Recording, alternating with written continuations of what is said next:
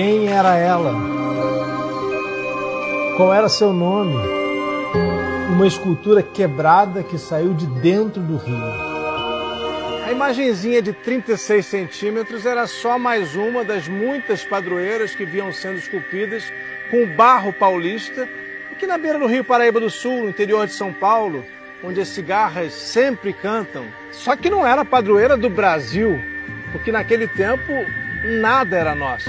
Algum dia, lá pelos idos de 1650, foi esculpida e colocada num forno para ser uma Nossa Senhora da Conceição, parecida com as muitas santas que os colonizadores guardavam nos altares de Portugal e das colônias, como o Brasil.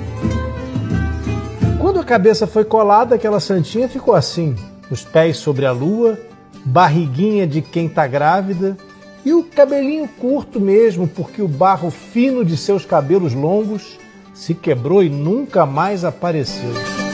Mas como os pescadores não sabiam que ela era uma santa portuguesa, acabaram chamando a imagem de Aparecida. Afinal, ela tinha aparecido nas águas do rio. Então, ela foi achada aqui numa curva, aqui 100 metros longe. A cabeça dela, o corpo foi achado lá em cima. Naquele tempo, ainda não se jogava futebol nos nossos campos.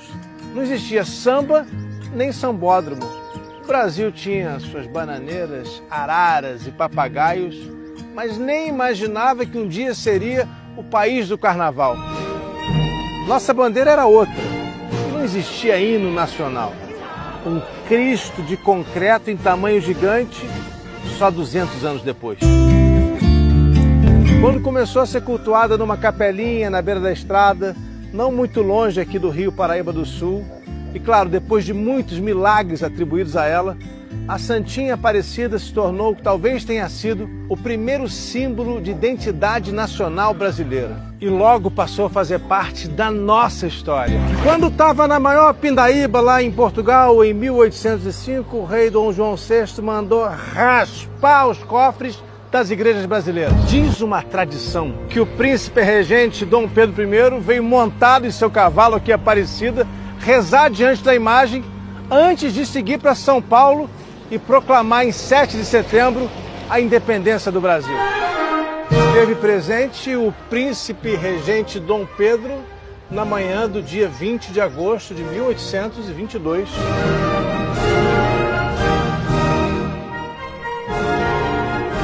Mas depois disso, Dom Pedro I cresceu o olho. Assim como seu pai deixou o santuário em péssimos lençóis. Durante os 85 anos em que viveu sob as garras dos tesoureiros do imperador, o santuário viveu seu próprio purgatório.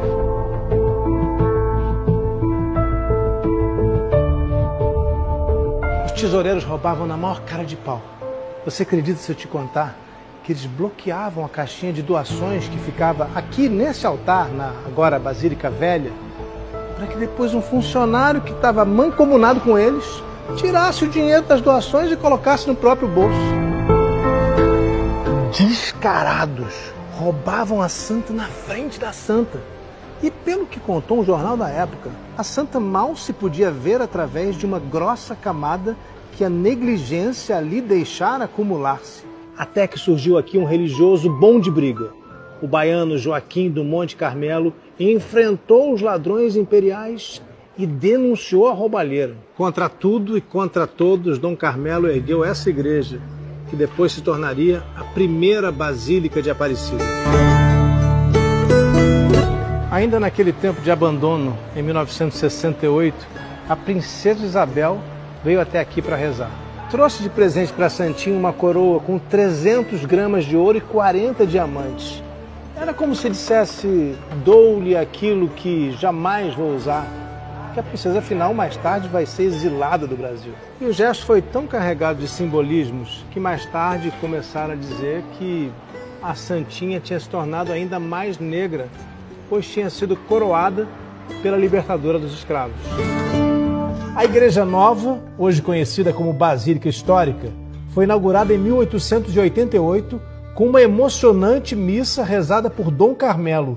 No ano seguinte, o Brasil virou república e o Estado se separou da igreja. Quando os religiosos finalmente retomaram o controle do santuário, encontraram tudo aos pedaços. Faltava de tudo aqui, até mesmo padres tiveram que ser trazidos lá da Alemanha. 13 padres da Ordem Redentorista pegaram um barco na Alemanha e vieram reconstruir o santuário brasileiro. Em 1930, o cardeal Leme conseguiu que o Papa Pio XI declarasse Nossa Senhora Aparecida padroeira do Brasil. Esse é o documento original, de 17 de outubro de 1930, com selo papal. Então, em 1931, no Rio, Getúlio queria sair bem na foto, segurou a Aparecida nas mãos, mas ficou desajeitado ali. Até que um cardeal soprou no ouvido dele. É para beijar, seu presidente. Meses depois, na Revolução de 1932, os padres ofereceram o santuário como quartel-general para as tropas constitucionalistas de São Paulo. O seminário, que hoje abriga a pousada no Bom Jesus, foi metralhado e atacado por aviões das tropas federais de Getúlio. Numa certa madrugada, a Santinha Aparecida foi levada de trem para São Paulo, onde ficou escondida. Os devotos nunca souberam que durante muitos meses rezaram diante de uma cópia da imagem sagrada. Depois de chegar ao poder, no golpe de 64, os militares perceberam o tamanho que tinha a fé do povo brasileiro em Nossa Senhora Aparecida. E o documento que eles mandaram também é imenso. O documento é um pedido de licença para que a imagem de Nossa Senhora Aparecida, padroeira do Brasil, seja levada em triunfante peregrinação às capitais de todos os estados do Brasil, sendo em Brasília aclamada Generalíssima das Forças Armadas Brasileiras. Assinado pelo Presidente da República, Castelo Branco.